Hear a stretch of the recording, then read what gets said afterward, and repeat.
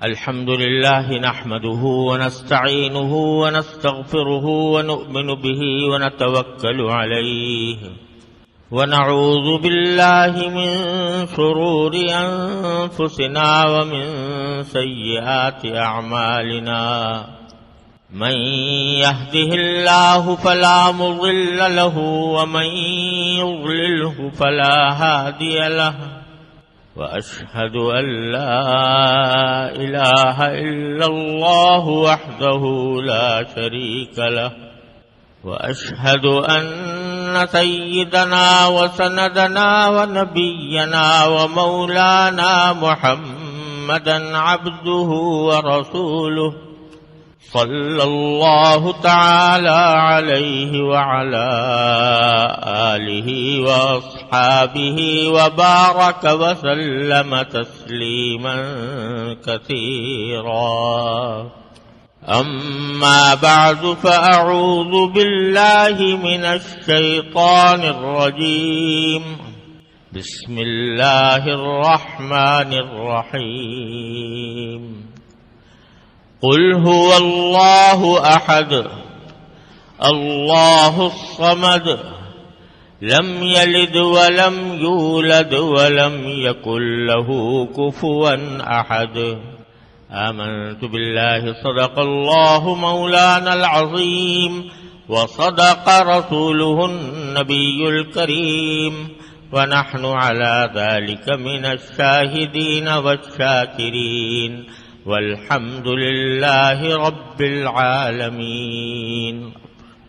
بزرگان محترم اور برادران عزیز، جو صورت میں نے ابھی آپ کے سامنے تلاوت کی ہے یہ سورہ اخلاص کہلاتی ہے، اور سورہ اخلاص اس لیے کہلاتی ہے کہ اخلاص کے معنی ہے کسی چیز کو خالص کرنا۔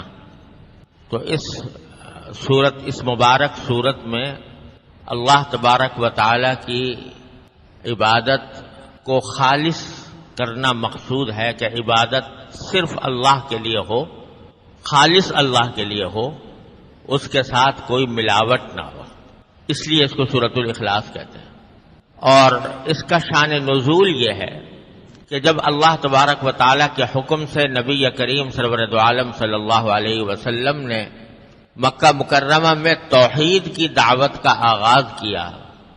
آپ جانتے ہیں کہ اس وقت مکہ مکرمہ ہی کیا بلکہ پورے عرب میں بلکہ پوری دنیا میں بت پرستی کا بڑا زبردست رواج تھا۔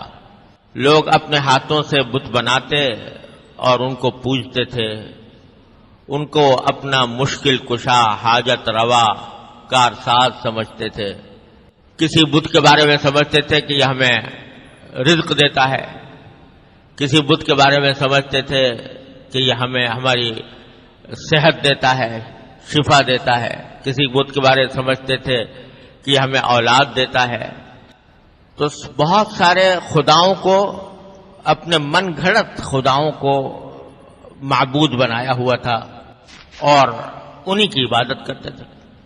اللہ تبارک و تعالیٰ کے حکم سے جب نبی کریم سرور دو عالم صلی اللہ علیہ وسلم نے توحید کی دعوت کا آغاز کیا تو لوگوں کو یہ سمجھانے کی کوشش کی کہ ارے بھائی یہ تو بت تم نے خود اپنے ہاتھوں سے بنائے ہیں، یہ کیسے تمہاری مشکل دور کر سکتے ہیں، کیسے تمہاری حاجتیں پوری کر سکتے ہیں؟ حاجتیں تو وہی پوری کر سکتا ہے جس نے اس پوری کائنات کو پیدا کیا ہے، جو تمہارا بھی خالق ہے، تمہارے آباء و اجداد کا بھی خالق تھا، جو آسمان و زمین اور پہاڑ اور دریا اور ہوائیں اور موسم سب اسی کے پیدا کیے ہوئے ہیں۔ تو عبادت اسی کی کرنی چاہیے، کسی اور کی نہیں۔ لا الہ الا اللہ کے معنی یہی ہے، اللہ کے سوا کوئی بھی عبادت کے لائق نہیں۔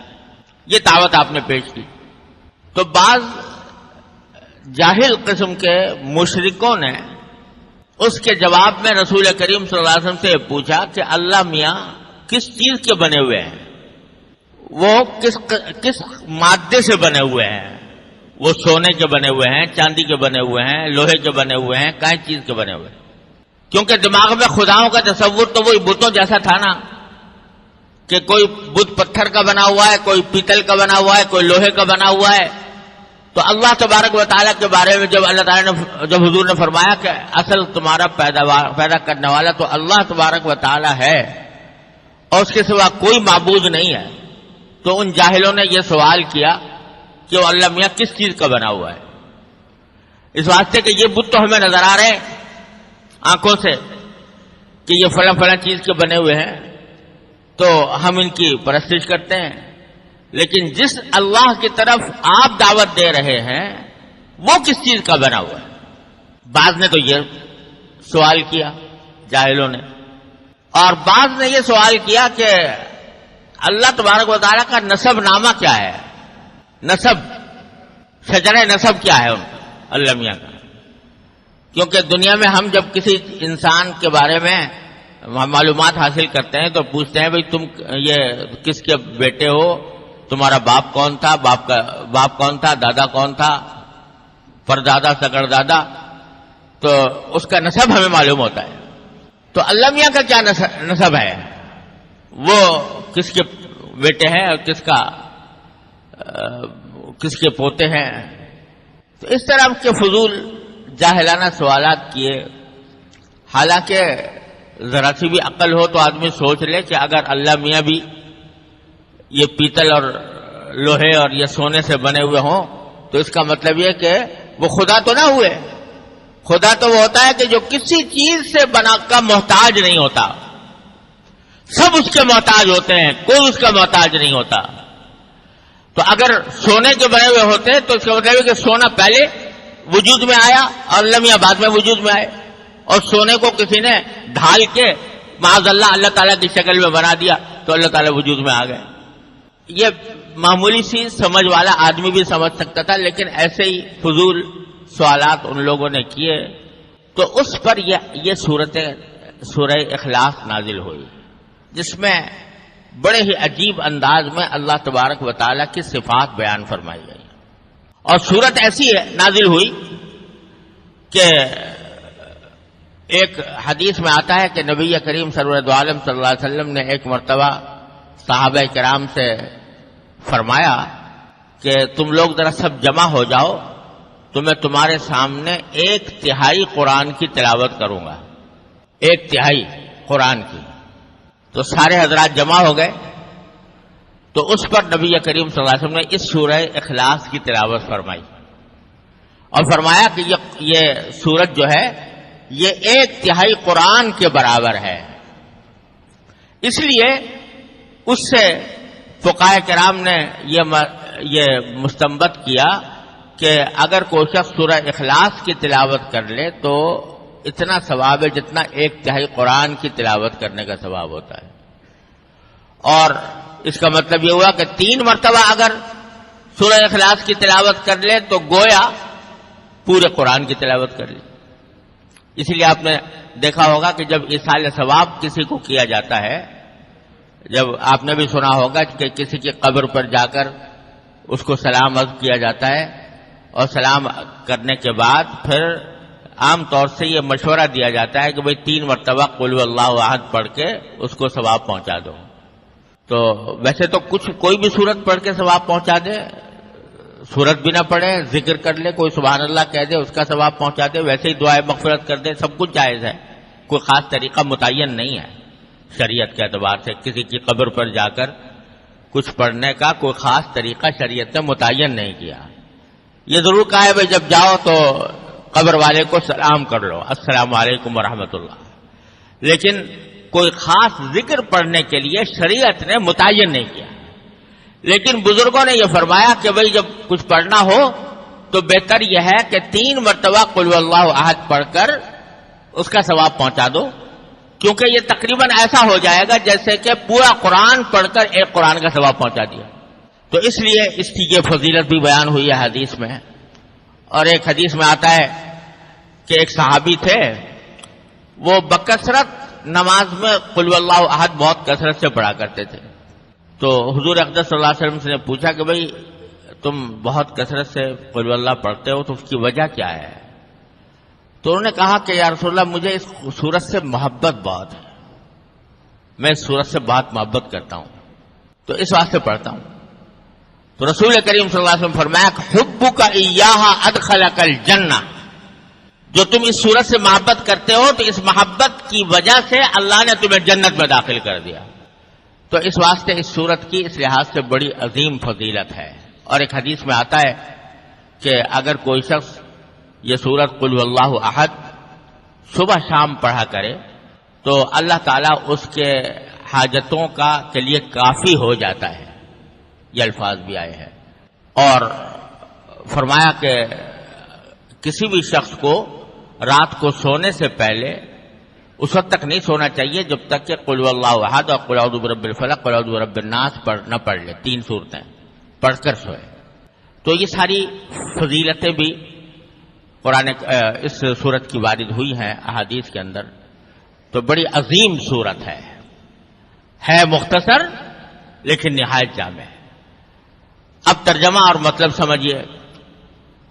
سورت کی پہلی آیت ہے قل هو اللہ احد.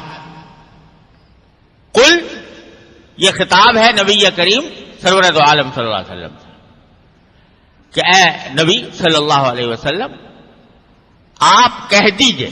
قل کے معنی کہہ دو، یعنی جو فضول باتیں کر رہے ہیں لوگ. کوئی پوچھتا ہے کہ اللہ میاں کس چیز کا بنا ہوا ہے، کوئی پوچھتا ہے کہ اللہ تعالیٰ کا نسب نامہ کیا ہے، تو ان سب سے کہہ دو کہ هو اللہ احد. بات یہ ہے کہ اللہ تو ایک ہے. اور لفظ استعمال کیا احد. عربی زبان میں واحد بھی کہا جاتا ہے. واحد کے معنی بھی ایک کے ہوتے ہیں اور احد کے معنی بھی ایک کے ہوتے ہیں. لیکن دونوں میں ایک فرق ہے. ہمارے پاس اردو میں ترجمہ کرنے کے لیے کوئی اور لفظ نہیں ہے، لہذا ہم واحد کا ترجمہ بھی ایک کرتے ہیں اور احد کا ترجمہ بھی ایک کرتے ہیں. لیکن عربی زبان بڑی وسیع زبان ہے، اس میں ہر لفظ کے کہا جاتا ہے کہ عربی زبان میں کوئی لفظ مرادف نہیں ہے، یعنی ایک ہم معنی لفظ کوئی نہیں. ہر لفظ میں کوئی نہ کوئی ایسی بات ہوتی ہے جو دوسرے لفظ میں موجود نہیں. تو احد بھی ترجمہ اگرچہ اس کا بھی ایک کیا جاتا ہے، لیکن دونوں میں فرق یہ ہے کہ جب واحد کہتے ہیں تو واحد کے معنی تو یہ واحد مقابلے میں ہوتا ہے اثنین ثلاثہ کے، یعنی ایک جو مقابلے میں ہے 2 کے اور 3 کے. تو اگر یہ کہا جائے کہ اللہ واحد ہے تو اس کے معنی یہ ہے کہ خدا 2 نہیں ہے، 3 نہیں ہے، 4 نہیں ہے، 5 نہیں ہے، ایک ہے. تو وہ ایک معنی میں ہے ایک سے زیادہ کی نفی کرنے کے لیے، ایک سے زیادہ کا احتمال ختم کرنے کے لیے واحد کا لفظ استعمال ہوتا ہے. کہتے ہیں اللہ ایک ہے، کیا معنی؟ واحد ہے اگر کہیں گے تو معنی کیا ہے کہ اللہ میاں 2 نہیں ہے، ایک ہی ہے. اور احد کہا جاتا ہے اس چیز کو جس کے اندر کوئی جز نہ ہو، جز ہی کوئی نہ ہو. مثلا ایک چیز ہے جو 10 چیزوں کی بنی ہوئی ہے تو ایک ہی، لیکن 10 چیزیں مل کر وہ ایک چیز بنی ہے. اب یہ کرسی ہے، مثلا یہ کرسی ایک ہے، جب پوچھو گے تو کیا کہیں گے کہ ایک ہے، لیکن یہ واحد تو ہے، احد نہیں ہے. کیوں نہیں ہے؟ اس واسطے کہ یہ بہت ساری چیزیں مل کر بنی ہے. لکڑی، پائے کی لکڑی الگ ہے، ہتھے کی لکڑی الگ ہے، پیچھے پشت کی لکڑی الگ ہے، اس میں وہ بھی لگا ہوا ہے، گدا بھی لگا ہوا ہے، اس میں کیلیں بھی لگی ہوئی ہے. تو یہ ہے تو واحد لیکن احد نہیں ہے، اس واسطے کہ اس کے بہت سارے اجزاء ہیں اور بہت سارے اجزاء سے مل کر یہ ایک کرسی بنی ہے. تو جب اردو میں ہم کہیں گے تو ایک ہی کہیں گے نا، لیکن عربی زبان میں ہم اس کو واحد تو کہہ سکتے ہیں لیکن احد نہیں کہہ سکتے. احد اس لیے نہیں کہہ سکتے کہ اس کے بہت سارے اجزاء ہیں. احد اس کو کہیں گے جس کا کوئی جز ہی نہیں سرے سے، وہ کسی چیز سے مل کر نہیں بنا، اس کے کوئی اجزاء ترکیبی نہیں ہے، اس کے کوئی انگریڈینٹس نہیں ہے، اس کے کوئی عناصر نہیں ہے جس سے مل کر وہ بنا ہو. تو هو اللہ احد، بات یہ ہے کہ اللہ تو احد ہے. کیا مانا؟ کہ وہ تو کسی چیز سے نہیں بنا، اس کے کوئی اجزاء نہیں ہے، یہ جو تم کہہ رہے ہو کہ سونے سے بنا ہوا ہے یا لوہے سے یا پیتل سے یا کس چیز سے، تو اس کا کوئی جز نہیں، اس کا کوئی مادہ نہیں، وہ تو ایک ایسی ذات ہے جو سارے مادوں کی خالق ہے. سارے کائنات میں ایک ایک چیز جو پائی جاتی ہے، چھوٹی ہو یا بڑی، وہ اللہ تبارک و تعالیٰ کی پیدا کی ہوئی ہے. لہذا اللہ احد ہے، اس کا کوئی جز نہیں، وہ کسی چیز سے مرکب نہیں. لہذا سوال ہی بیکار ہے کہ سونے سے بنا ہوا ہے یا پیتل سے بنا ہوا ہے یا لوہے سے بنا ہوا ہے، کس چیز سے بنا ہوا ہے؟ وہ تو احد ہے. احد کیوں ہے؟ اس کی اجزا کیوں نہیں ہے؟ اس لیے کہ اللہ صمد، اللہ صمد ہے. اب یہ صمد بھی ایسا لفظ ہے کہ اردو میں ترجمہ کرنا بڑا مشکل ہے. اس کا صحیح ٹھیک ترجمہ کرنا. اگر قرآن کریم کے ترجمے اٹھا کر دیکھو تو صمد کا ترجمہ عام طور سے یہ کیا جاتا ہے کہ اللہ بے نیاز ہے. صمد کے معنی بے نیاز. لیکن یہ طرح ایک لفظ سے اس کا پورا معنی ادا نہیں ہوتا، پورا مفہوم ادا نہیں ہوتا. صمد عربی زبان میں کہتے ہیں کسی ایسی ذات کو کہ ساری مخلوقات اس کی محتاج ہوں، سب اس کے محتاج ہوں، وہ کسی کا محتاج نہ ہو. صمد کہا جائے گا اس کو کہ جس کو بھی کوئی حاجت پیش آئے، کوئی ضرورت پیش آئے تو اس کے پاس جائے، اس سے مانگے کہ مجھے یہ حاجت پیش آ گئی، میری حاجت پوری کر دیجیے اس کو. اور وہ کبھی کسی کا حاجت مند نہ ہو، اس کو کبھی کسی کی ضرورت نہ ہو. اس کے ساتھ کبھی ایسا نہ ہوتا ہو کہ اس کو ضرورت پیش آئی تو وہ کسی دوسرے سے جا کر اپنی ضرورت پوری کرائے. تو وہ سب کا کارساز ہو، سب کی حاجتیں پوری کرنے والا ہو، اور اس کو کسی کی احتیاج نہ ہو، اس کو کسی کی حاجت نہ ہو. ایسی ذات کو کہتے ہیں صمد. تو اللہ صمد، اللہ تعالیٰ صمد ہے، یعنی سب کو اس کی ضرورت ہے، اس کو کسی کی ضرورت نہیں. چونکہ سب کو اس کی ضرورت ہے اور اس کو کسی کی ضرورت نہیں، تو اگر وہ کسی چیز سے بنا ہوا ہوتا، کسی بھی چیز سے، سونے سے، چاندی سے، کسی بھی چیز سے، تو اس کا مطلب یہ ہوتا کہ وہ اپنے وجود میں اس سونے کا محتاج ہے. فرض کرو ایک زیور ہے، وہ سونے کا بنا ہوا ہے، تو زیور وجود میں آ نہیں سکتا جب تک کہ پہلے سونا موجود نہ ہو. جب سونا ہوگا، اس کو ڈھالا جائے گا تو زیور بنے گا. تو زیور محتاج ہے کس کا؟ سونے کا. تو اگر اللہ تبارک و تعالیٰ کو کہا جائے کہ وہ سونے کا بنا ہوا ہے تو اس کے معنی اللہ میاں محتاج ہو گئے سونے کے، حالانکہ اللہ تعالیٰ کسی کا محتاج نہیں. تو اس واسطے بھی وہ کسی چیز سے بنا ہوا نہیں ہو سکتا. اور دوسری طرف سارے اس کے محتاج ہیں، سارے اس کے محتاج ہیں، یعنی سونا بھی اس کا محتاج ہے. جب ساری مخلوقات اس کے محتاج ہیں تو سونا بھی اس کا محتاج ہے. یعنی وہ وجود، سونا وجود میں آ نہیں سکتا جب تک کہ اللہ تعالیٰ اس کو پیدا نہ کرے. لہذا سونا تو خود محتاج ہے اللہ تبارک و تعالیٰ کا اپنے وجود میں. جب تک اللہ تعالیٰ اس کو پیدا نہیں کرے گا، اس وقت تک پیدا نہیں ہوگا. تو وہ تو وجود میں آیا اللہ کے پیدا کرنے سے، جس کے معنی اللہ تعالیٰ پہلے سے موجود تھے، سونا بعد میں اللہ تعالیٰ کی تخلیق سے وجود میں آیا. تو اس واسطے وہ سونا ہو یا چاندی ہو یا لوہا ہو یا پیتل ہو یا پتھر ہو یا کوئی اور چیز ہو، اللہ تعالیٰ کسی چیز سے بنا ہوا نہیں. اب جیسے انسان ہے، گوشت پوش کا بنا ہوا ہے، ہڈیاں گوشت پوش، تو انسان محتاج ہے اس کا، گوشت پوش ہڈیوں کا. اگر یہ نہ ہو تو انسان کا وجود ختم، تو محتاج ہے اس کا.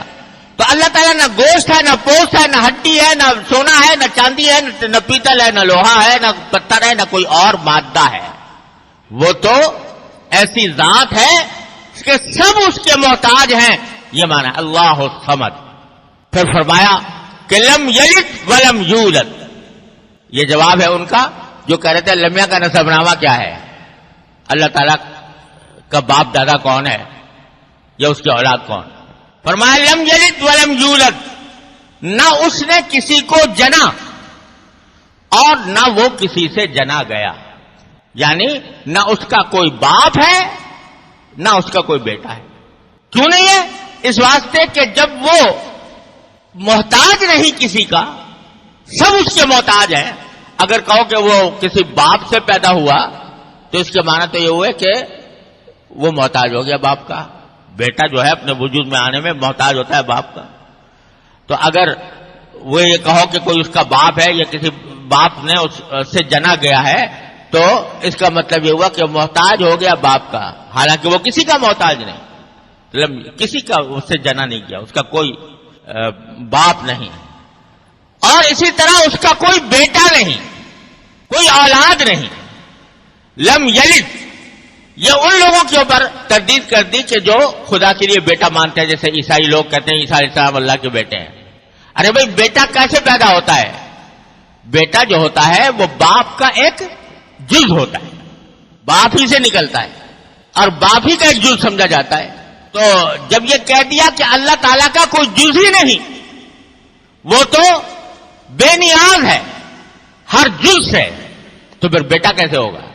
لہذا بیٹا ہو ہی نہیں سکتا باپ کا بیٹا، اللہ تعالیٰ کا کوئی بیٹا ہو ہی نہیں. لم یلد، اس کا کوئی بیٹا ہو نہیں سکتا، کیونکہ بیٹا جو ہوتا ہے وہ جز ہوتا ہے باپ کا، اور اللہ تعالیٰ کا کوئی جز نہیں. اور دوسری بات یہ ہے کہ اگر بیٹا ہوتا، فرض کرو الیاذ باللہ، تو بیٹا جو ہے سوال یہ ہے کہ وہ بھی خدا ہوتا یا نہ ہوتا. اگر وہ بھی خدا ہوتا تو خدا دو ہو گئے، اور ایک سے زیادہ خدا کا تصور ممکن نہیں، اس واسطے بھی بیٹا نہیں ہو سکتا. تو لہذا جن لوگوں نے بیٹا کہا یا اولاد کہی ان کی نفی فرما دی. لم یلد ولم یولد، نہ اس کی کوئی اولاد ہے نہ وہ کسی کی اولاد. ولم یکن لہ کفوا احد، اور نہ اس کا کوئی بھی ساجی ہے، یعنی اس کا کوئی ہم پلہ نہیں، اس کا کوئی ساجی نہیں، شریک نہیں، اس جیسا کوئی اور نہیں. اور جتنی مخلوقات پائی جاتی ہیں ان کے مثل دوسرا بھی ہوتا ہے، ایک انسان ہے دوسرا انسان اس کے ہم پلہ ہے، لیکن اللہ تعالیٰ کے ہم پلہ، اللہ تعالیٰ کا ساجی، اللہ تعالیٰ کا شریک کوئی نہیں. ولم یکن لہ کفوا احد. تو قل هو اللہ، کہہ دو کہ بات یہ ہے کہ اللہ ایک ہی ہے، اللہ بے نیاز ہے، نہ وہ کسی کی اولاد ہے نہ اس کی کوئی اولاد ہے، اور اس کا کوئی ساجی نہیں. یہ ہے اس سورۃ کریمہ کا ترجمہ. تو چونکہ اس میں در حقیقت اللہ تبارک و تعالی کی صفات بیان فرمائی گئی ہیں، اور اس میں توحید کی حقیقت بیان فرمائی گئی ہے کہ اب بندے کا کام یہ ہے کہ عبادت کرے تو صرف اللہ کی کرے، اللہ کے علاوہ کسی کی بھی، چاہے وہ کوئی بت ہو، چاہے وہ کوئی فرشتہ ہو، چاہے کوئی وہ نبی ہو، ولی ہو، کسی کی بھی عبادت نہیں، عبادت صرف اللہ کی ہے. اس لیے اس کو سورۃ الاخلاص کہا جاتا ہے کہ یہ اخلاص کی صورت ہے کہ جس میں ملاوٹ کے بغیر اللہ تبارک و تعالیٰ کی عبادت کی نفی فرمائی گئی. اور کیونکہ اس میں فرما دیا گیا کہ اللہ ہی صمد ہے، جس کا مطلب میں نے ابھی عرض کیا کہ سب اس کے محتاج ہیں، وہ کسی کا محتاج نہیں. تو جب سب اس کے محتاج ہیں تو حاجت روا، مشکل کشاں، کار ساز سوائے اللہ کے اور کوئی نہیں ہو سکتا. اگر حاجتیں پوری کرے گا تو وہی کرے گا، مشکلیں دور کرے گا تو وہی کرے گا، بگڑی بنائے گا تو وہی بنائے گا. لہذا اللہ تبارک و تعالیٰ کے سوا کسی اور کو حاجت روا، مشکل کشاں، کار ساز، بگڑی بنانے والا نہیں کہا جا سکتا، کیونکہ یہ اللہ تعالیٰ کے ساتھ شرک ہو جائے گا.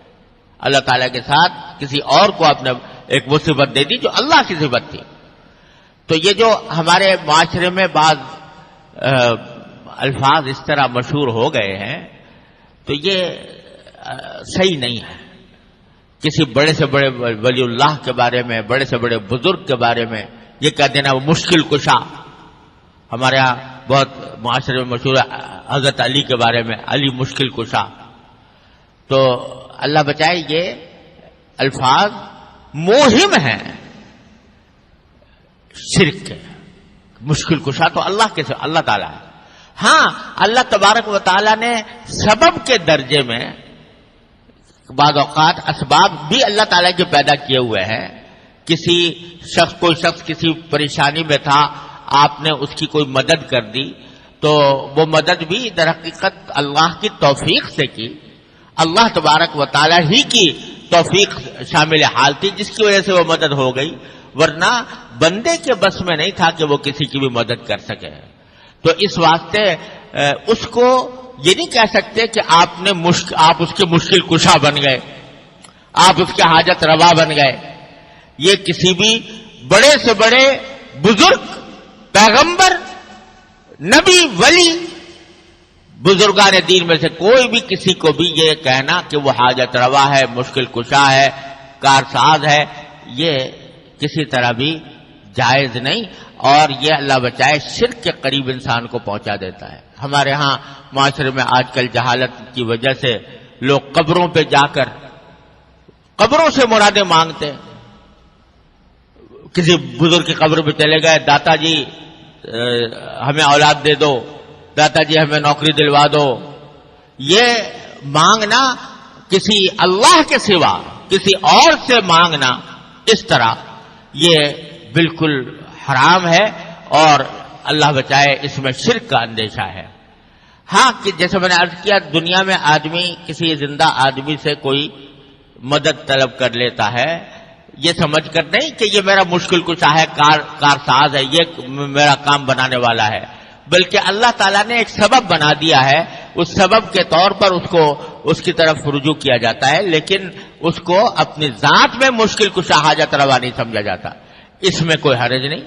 لیکن عقیدہ یہ رکھنا یہ میرا مشکل کشا بن گیا، حاجت روا بن گیا، اللہ بچائے یہ انسان کو شرک کے قریب. دیکھو یہ مشرکین مکہ جو تھے نا، یہ بھی یوں ہی کہتے تھے یہ ہمارے بت جو ہیں یہ ہماری حاجت روائی کرتے ہیں، مشکل کشائی کرتے ہیں، ہمارے کام بناتے ہیں. اس واسطے ان کو پوچھتے تھے. تو اس طرح کی باتوں سے ہر مسلمان کو پرہیز کرنا چاہیے، کیونکہ سورہ اخلاص کا درس یہ ہے کہ اللہ کے سوا کسی کو حاجت روا مشکل کشا نہ سمجھا جائے. اللہ تبارک و تعالیٰ اپنے فضل و کرم سے اس پر ہمیں صحیح ایمان رکھنے کی اور اس پر ثابت قدم رہنے کی